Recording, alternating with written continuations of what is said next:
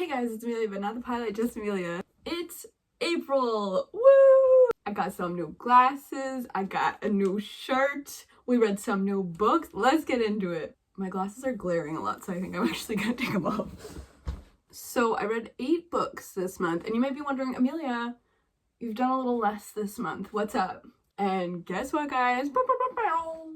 Your girl got a job, so I did not read as much this month. So sorry, but I did read 8 books. I read 5 physical books and I did 3 audiobooks. So let's get into it. First off, I'm going to start with audiobooks because we'll just go really fast through them. I didn't really enjoy any of them. I had previously read Anne of Green Gables last year for the very first time, but I only read the first 4 of them, I think. So this month I listened to number 5 and number 6 audiobooks. So it's Anne's House and Anne of Ingleside. And these were very much less good. They fall into this weird category of Anne of Green Gables is a kid's book, but now she has grown up. So she has exceeded the age of the main viewership. So Anne's House and Anne of Ingleside is Anne as an adult, now married with a bajillion kids. They have like 8 kids, her and Gilbert. And she just became really boring, to be quite honest. She doesn't have that fire anymore. She is a full-grown adult. I'm not here for it. And I felt like the story overall was really lost. Like the plot was jumping around between like a few quirky little stories with like some of the children doing something weird to like a quirky little story with the townspeople in their new town, which is sort of how the original Anne of Green Gables book goes, but it definitely felt a little bit more disconnected since we're not just following Anne anymore, and it doesn't have that thread, that through narrative. So I didn't really love these, and my original plan was to read all of the Anne of Green Gables books. There is like 8, and then there's a bunch more, I think, spin-off stuff, but I got bored, so I don't think I'm gonna read those anymore. So I read number 5 and number 6. I think there's at least 2 more. So I probably won't be reading them. I thought it was very funny. Anne would have babies, and then since this is a kid's book, the way the babies would be described would be like, we didn't even mention that she was pregnant, no mention of that. Literally all of a sudden a baby would appear in the next chapter, or they'd be like, a stork flew over the town and it found the most lovely little cottage, Anne's house. And then it was like, and now she's got a baby. And I thought that was funny. So I definitely wasn't the demographic for this book, but yeah, I was a little disappointed. Next, I listened to Everything I Know About Love by, is it Dolly Alderton? She is, I think, a journalist in London, and I feel like everyone has been talking about this memoir. I've seen it everywhere. It has a really nice graphic cover here, and I was really disappointed. I thought it was really out of touch. She's a very posh British girl talking about her different experiences with relationships, but overall I didn't really feel like it was all that helpful. It was mostly like, oh, like I get really drunk and I do a lot of drugs and then I get annoyed that my best friend got married, and I was like, okay, good for you. So I thought it was an immense waste of my time. I did not enjoy it. I haven't really talked to anyone else who hasn't enjoyed it. So I don't know if y'all have read this, but let me know down below because I don't understand the hype at all. So next up are the books that I read. I read some flops this month. I started off the month very, very poorly, but we'll get into the good ones. So I started with Where the Dark Stands Still. This is a brand new book that has recently come out, and I had really high hopes for it. It's fantasy, it's got forest vibes, ooky spooky, fables. I think it's Polish mythology, and I've been seeing it everywhere, but it did not live up to the hype. It was not good. I really did not enjoy it. I was struggling to get through it. I felt like it was trying really hard to be Howl's Moving Castle. It had a lot of Howl's Moving Castle vibes or Beauty and the Beast vibes because the main character the main character has magic and she wants to get rid of it, and there's a story that if you go into the woods and find this flower and pluck it, you will be granted one wish. And so magic is sort of not outlawed, but like frowned upon in society, and she has caused a couple of different problems in her town. She's the only one that does magic. And so she goes into the woods. The book starts with her going into the woods and trying to find this flower, and she finds it, and her wish is to get rid of her magic. But she runs into this stag man who turns out to be the male love interest. Surprise, surprise. And there's some cool, I will give it some cool like gothic body horror stuff going on. He like morphs from a stag into a man, which was sort of interesting. It was a cool description because it's like the stag, all of the, it's very gross, all of the like sinew and muscle fall off of him until he's like a stag, but just the skeleton of a stag. And then he sort of like steps forward through it and keeps the stag skull as a mask. So you get a mask for a good portion of the book, and then behold, the mask falls off and he's just a boy, and a hot boy. It was bad.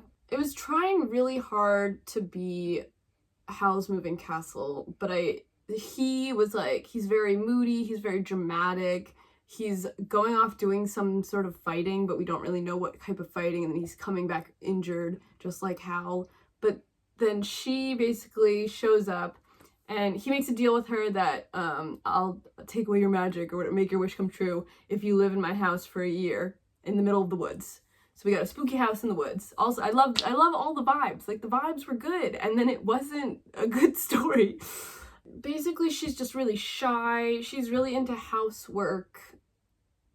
So it's giving Sophie and Howl again. She befriends the fire demon, aka Calcifer, but in this book, it's a cat. They have a forced proximity thing going on, but just overall, it didn't really feel like Howl's Moving Castle because Howl really cares about Sophie, and he's not making her clean, and he's not like making her do anything. She just wandered into his house and started staying there. In this book, he's making her stay in the house.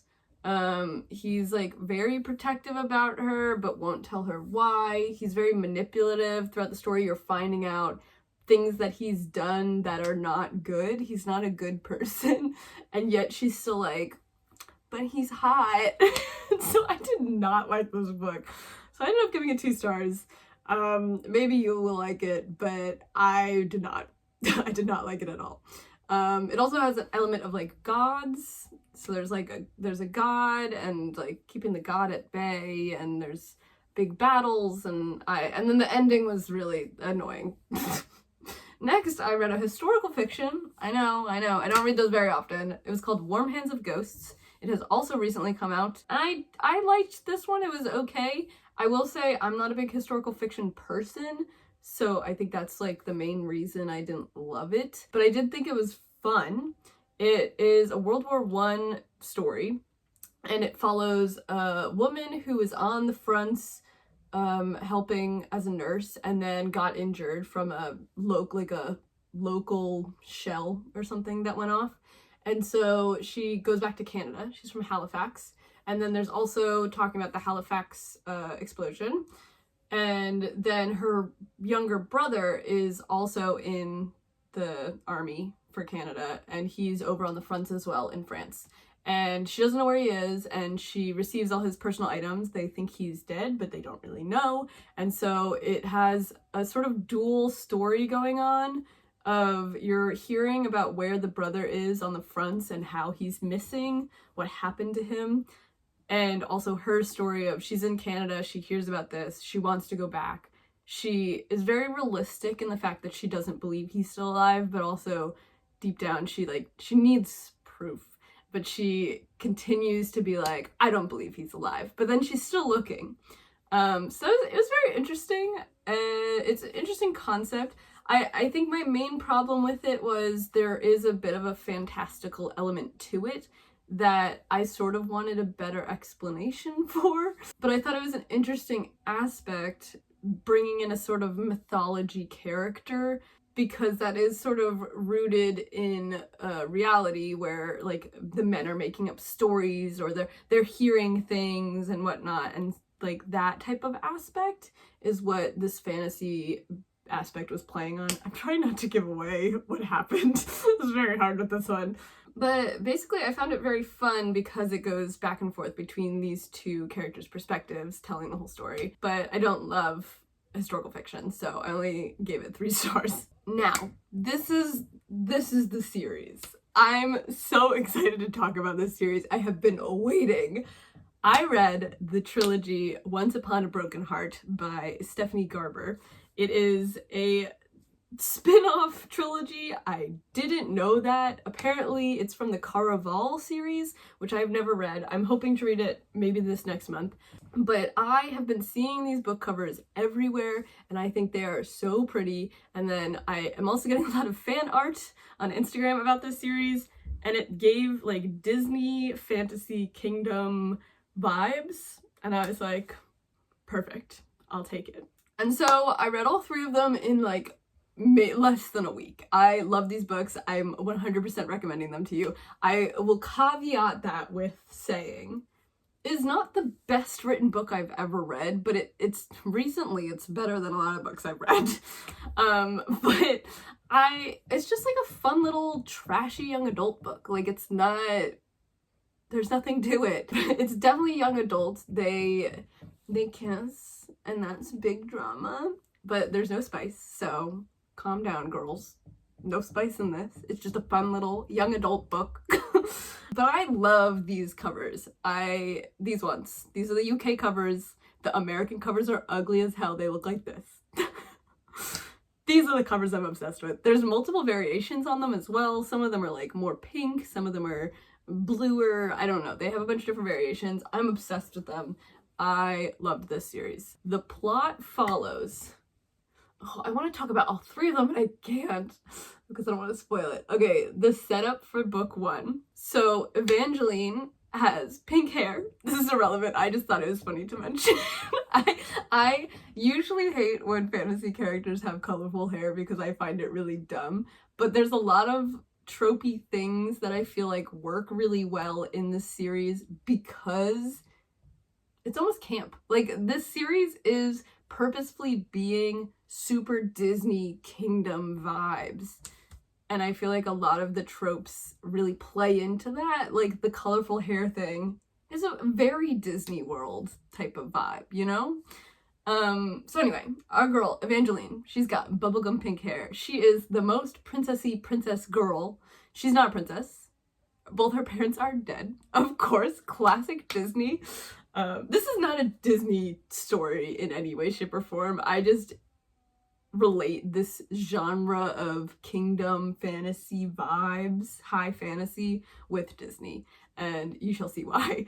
Anyway, both her parents have died. She has, of course, a stepmother and stepsister who are iffy. We don't know if they're bad, really. They seem sort of not great, but maybe they are evil. Who knows? We'll find out. And so she's giving like Cinderella vibes.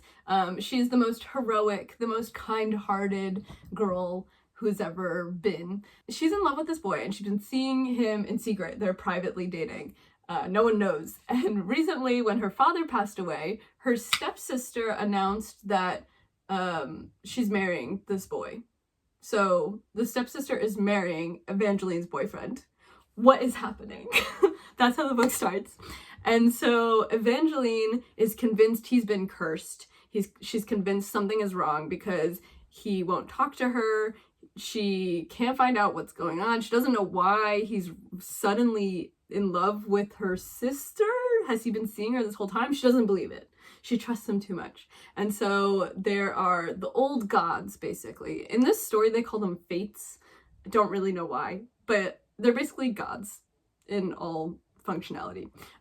So she goes to the old gods. It's very hard to find the entrance to their temple. She like goes on a little hunt. She finds the temple and she goes in and she's going to pray to the god of broken hearts, the fate of broken hearts. and his name is Jax. And so basically she gets into a temple, and there's a man in the back of the temple or church, whatever, crying, and he's so beautiful, and he's crying, and it's so sad, but she just leaves him be, and she goes over to the statue of... My phone died again. It's not a video if my phone doesn't die, right? So she pricks her finger and she drops in some blood into his statue chalice thing and prays upon him and says, "Please help me. I think my love has been cursed and he's gonna marry my stepsister and there's all this drama. Please help."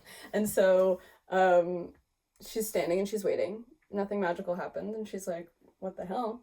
And then all of a sudden from the back of the church, slow claps. And guess who it is?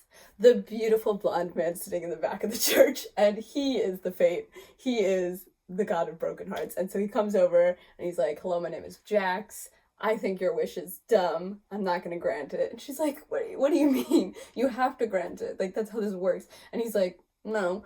But he makes a deal with her, and he decides that I will stop the wedding. That is his thing. I will stop the wedding if you kiss 3 people of my choosing, because she's saying, like, she's like, "Oh, he's my true love," and he's like, "Have you ever kissed anyone else or dated anyone else?" And she's like, "No, but he's true love." And so Jax is like, "You need to see other people, and I don't believe this man is your true love, nor do I believe he's cursed." And she's like, "But he is." And so she makes this deal. So now she gets 3 little broken heart tattoos on her wrist, and whenever he wishes, and with whoever he wishes, she has to kiss them, and that will release her. But she has to do it 3 times, and then every time she does it, one of the hearts disappears. Big drama.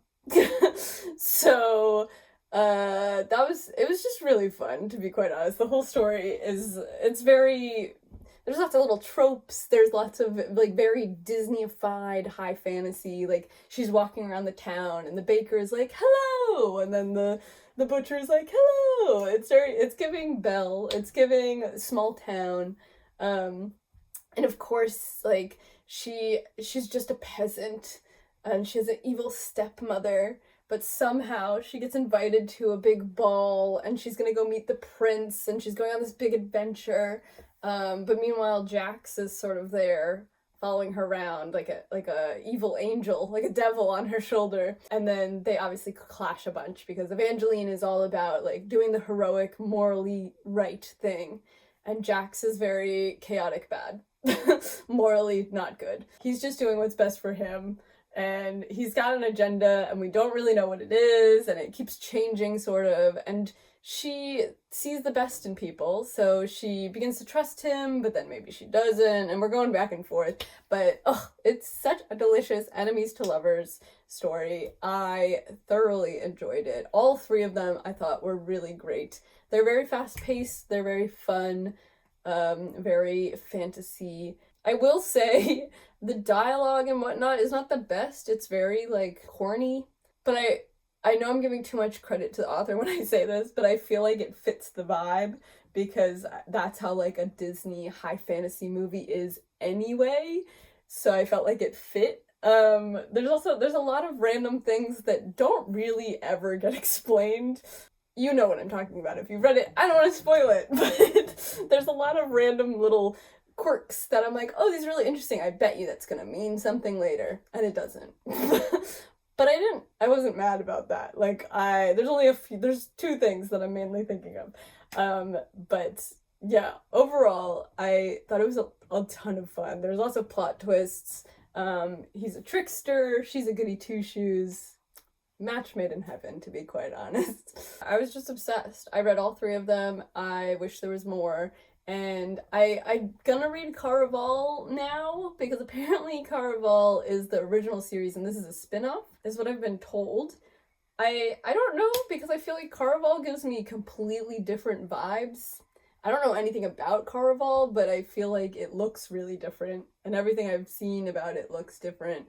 So I don't know how it's a spin-off, but I'm excited to delve back into this world, I guess. So that's what I read this month. Not super a lot. I am currently reading a couple books. I'm currently reading The Lord of the Rings, narrated by Andy Serkis. I'm also listening to Rebel Wilson's memoir, Rebel Rising, because there's a lot of drama surrounding it, so I will be finishing that this month, or next month in May. Next month, I'm hoping to read Caraval. I am going to read A Tempest of Tea, because we're reading that for my book club in May. And I'm excited for that. It looks really good. We'll see. That's really it. I don't know. I feel like now that I've started a job, I really don't know what time I'm going to have to be reading stuff. I'm planning on rereading Outlander. I am living in Scotland and I feel like 'tis the season to reread Outlander. And so I will probably be reading that. All in all, I'm very excited for the new Bridgerton series. I know that's not exactly book related because I will not be reading the book, but I will be watching it. And that's all I have for this month. Thank you guys for watching. I hope you enjoyed. And let me know what you guys are reading this month, or if you've read any of these, because I would love to discuss Once Upon a Broken Heart, because it was so good. Hopefully I have less flops next month, not as bad, because this month was rough. The beginning of the month I was like, maybe I should just stop reading in general. Like, why are these books not it? Anyway, thanks guys, bye!